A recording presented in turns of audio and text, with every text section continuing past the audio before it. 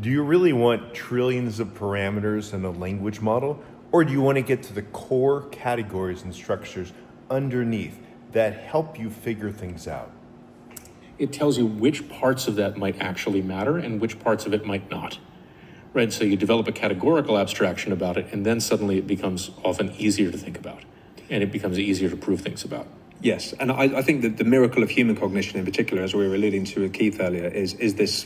I think abduction is the same as categorization. So I think we select these categories. We create. Maybe we select them. Maybe we create them. I mean, that's an interesting philosophical thing. But we have the ability to do that, and we're carving up the world, and it's our way of overcoming the sea of complexity in the universe.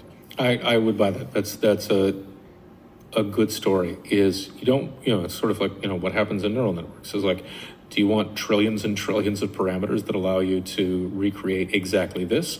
Or do you want a much lower dimensional space of explanations from which you can rederive and constantly be checking against what you're experiencing? Yes, and this is the story of parsimony in general. So on the one hand, you could have an inscrutable large language model, which is just a sea of neurons.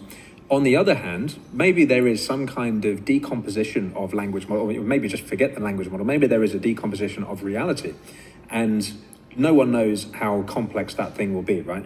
Maybe it's possible to really decompose it down into like 1,000 types or something like that. But that must be a better way to go than to have the inscrutable language model.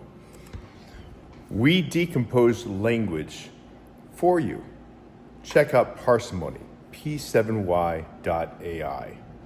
And if this is interesting to you and you want to help, reach out.